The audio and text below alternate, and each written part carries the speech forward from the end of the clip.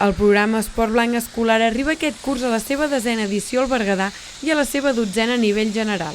Aquesta iniciativa, que apropa els esports d'hivern als alumnes de tercer i quart de primària, continuarà creixent gràcies a l'augment de la subvenció anunciat per la Generalitat.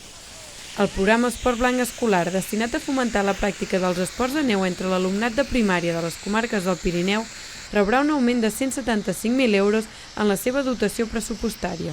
Això farà que els ajuts del Departament d'Esports ascendeixin fins als 850.000 euros el proper curs 2024-2025.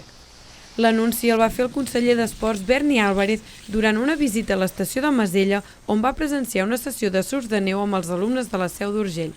Posteriorment es va reunir a la Molina amb representants d'entitats implicades en el programa per analitzar-ne l'evolució. Aquesta iniciativa, impulsada pels departaments d'Esports i Educació, arriba a la seva 12a edició amb la participació de 2.623 alumnes de 62 centres educatius del Pirineu.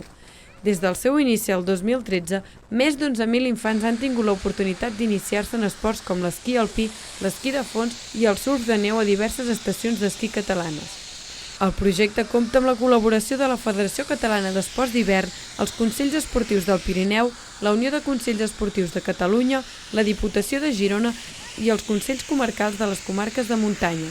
Al Berguedà, el Consell Comarcal facilita el transport dels alumnes fins a pistes amb serveis d'autobusos i taxis.